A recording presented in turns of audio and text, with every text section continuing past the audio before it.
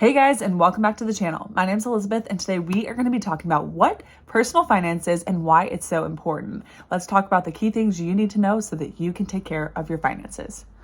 All right, so all personal finances is the term used to manage your money and a term about saving and investing. And so it's important to know this. So many people have advocated for getting this in schools, and we live in Virginia, and the state of Virginia is actually making it mandatory for certain schools in certain areas to teach personal finance in high school systems, which is amazing. But it's super important just to have a foundational knowledge. We might get up to calculus or know algebra and geometry or whatever math that you end up learning, but what about the basics? What about finances? Because I do think that's why I talk about this on my channel, that so many people are not as well educated and prepared on money. We might know about money. We might like spending money. We might know about saving, or maybe we're lucky enough to know about investing, but how much does the world cost?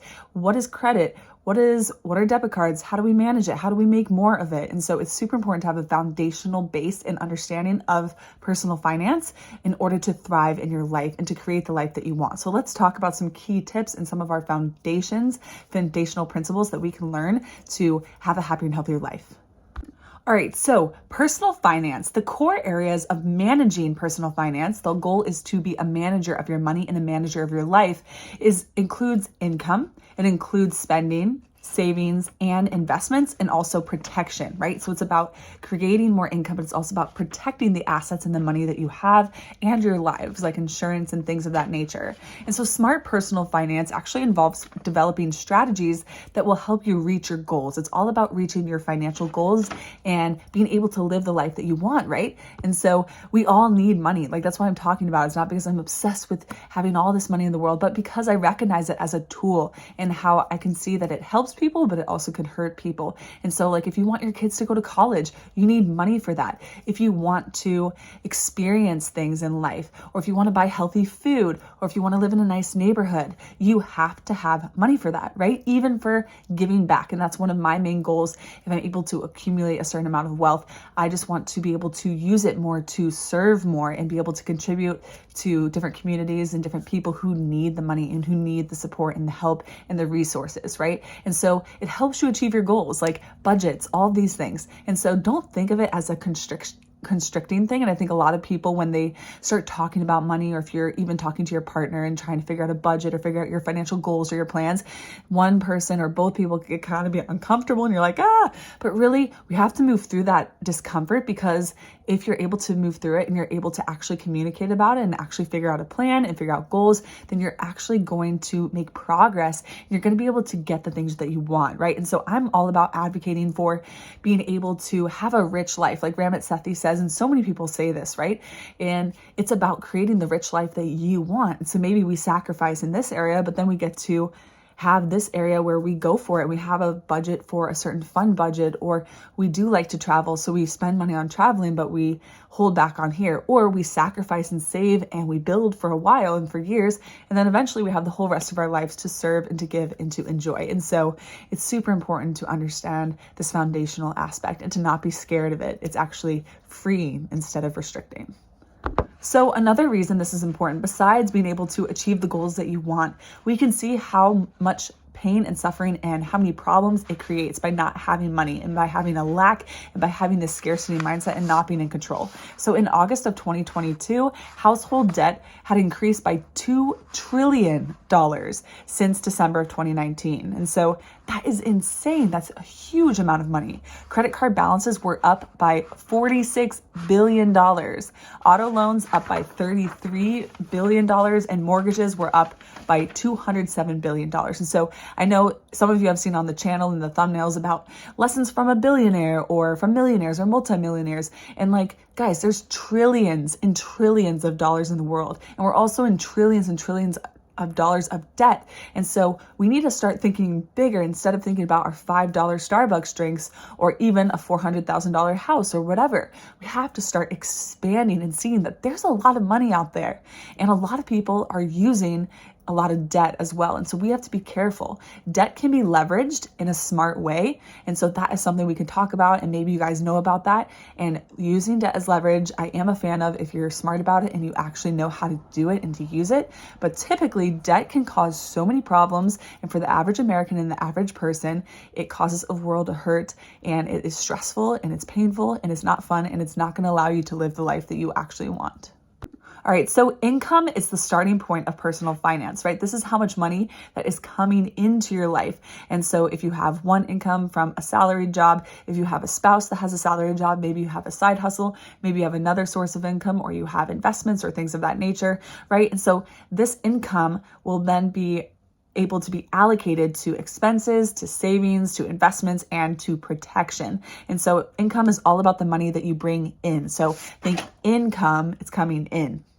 All right, and spending is the outflow of cash. And so income is what's coming in, but spending is what's going out. And so if you have any debts, any bills, car payments, buying groceries, buying gifts for people, things of that nature. And so it's typically like rent or mortgages, things of that nature, and what you need to spend your money on. So obviously, the higher your spending, the more income that you need, right? And so we need to increase our income, reduce spending, and you'll be in a better place and have a bigger gap to be able to invest more, to give more, and to feel more at peace.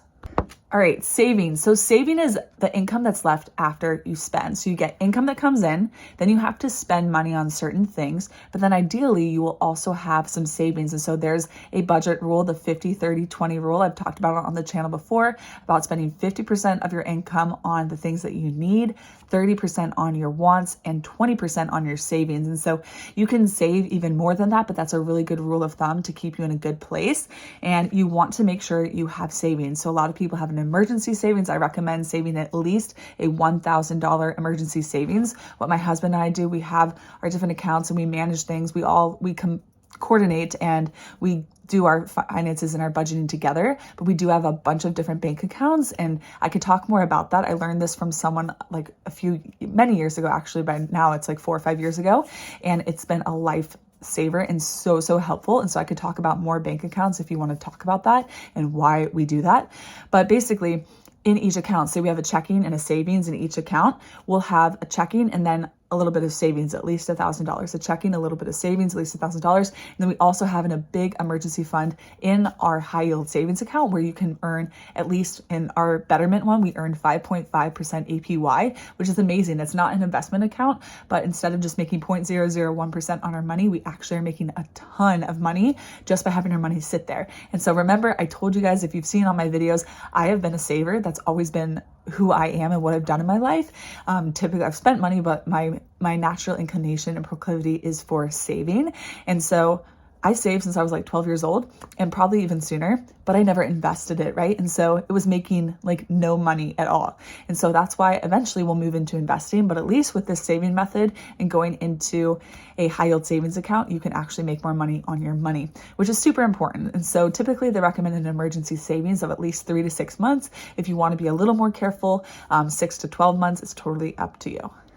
All right, the next level is to invest. So if you're saving and you're paying yourself first, you also want to allocate that money to investments, into assets. And so typically it goes with purchasing assets, goes for usually like stocks, bonds, businesses, real estate, anything that's an asset that you own. And this can really help you build wealth. When I've researched wealthy people and when we have been working on our wealth journey, we've become a lot more financially free and successful and have gained a lot more wealth by investing in assets and actually investing instead of just saving. So you have to build the habits, you have to go through the steps, but investing will always make you more money than just saving.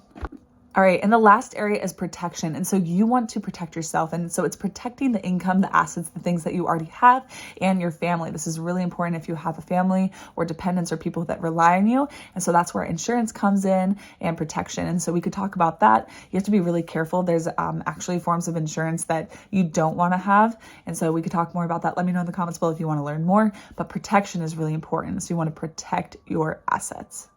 All right, so there's so many people who live in the world of finance or protection or insurance, things of that nature. So here are some of the categories for personal finance services. And these are services and options provided if you need help with them. So it typically is with wealth management.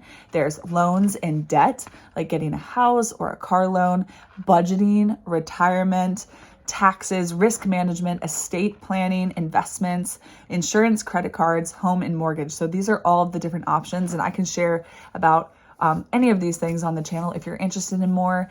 So it depends on the stage you are in life, but also like maybe you're not ready to retire, but guess what? We should be starting to prepare for that now so that we can have enough money to be able to do so.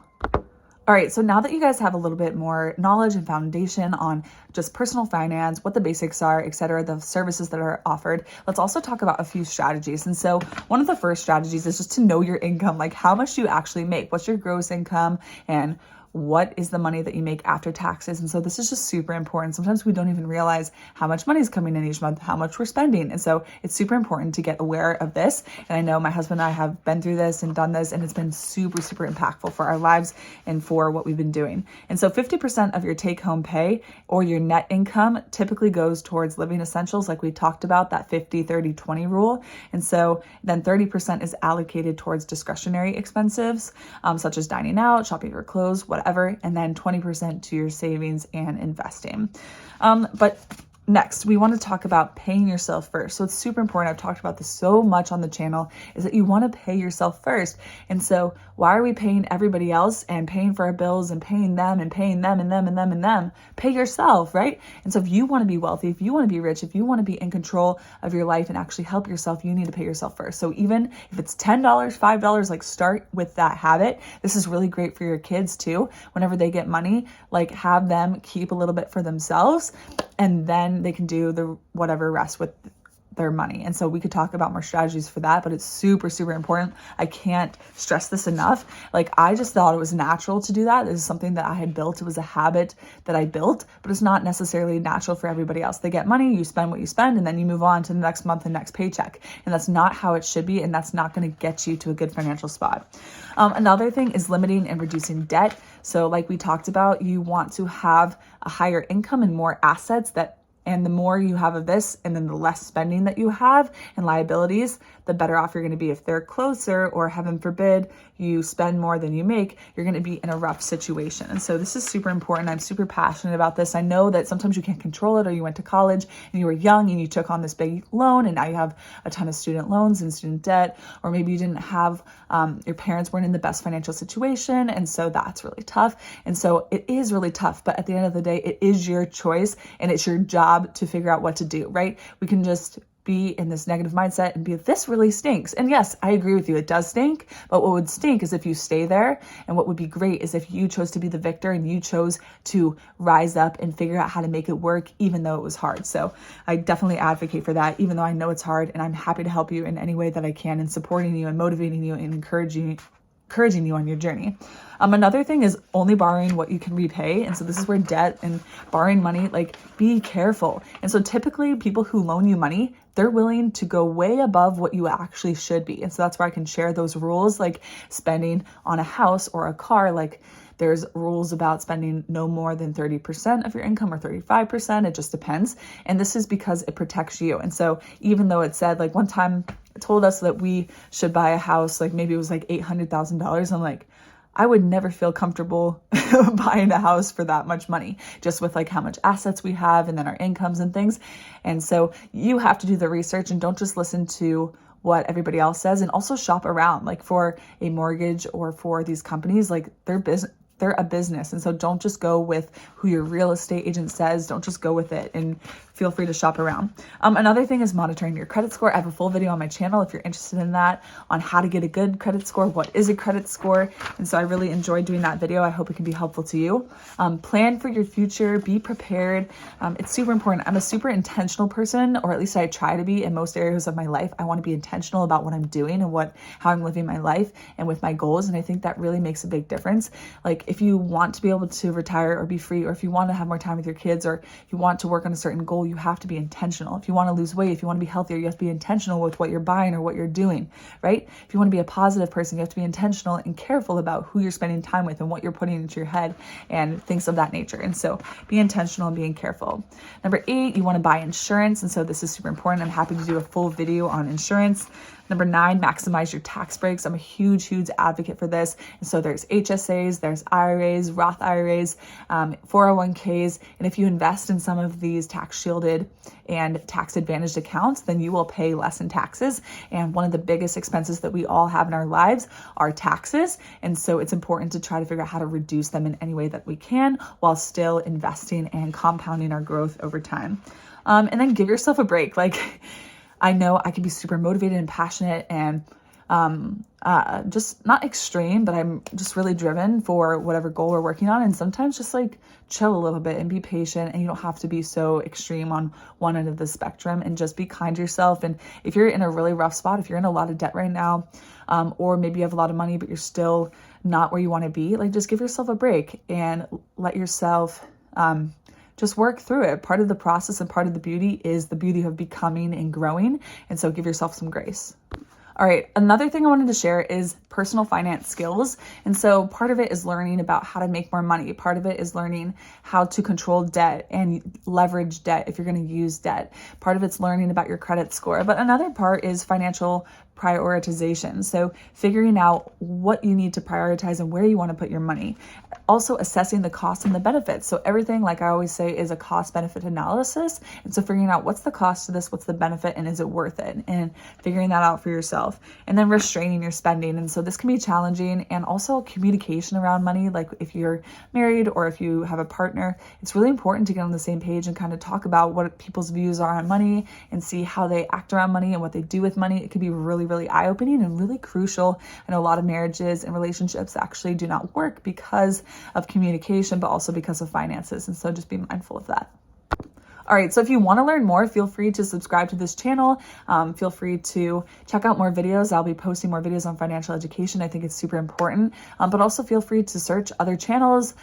Feel free to check out books from the library. Feel free to check out books online, check out blogs, talk to people who are successful with money, not necessarily just a random person, but go talk to someone who actually knows what they're talking about, and go get educated. And so I wish you the best of luck on your journey. I hope this video was helpful in some way. If it was, feel free to give this video a like and subscribe for more videos like this. Let me know what you think in the comments below. If you have questions or if there's anything I can help with, I just love showing up here and seeing if I could help at least one person on their journey to building wealth, building happiness, building the life that they want, and becoming the person that they can be inside, and offering good things into this world. So let me know what you think in the comments below, and I will see you in the next video. Bye guys, you got this.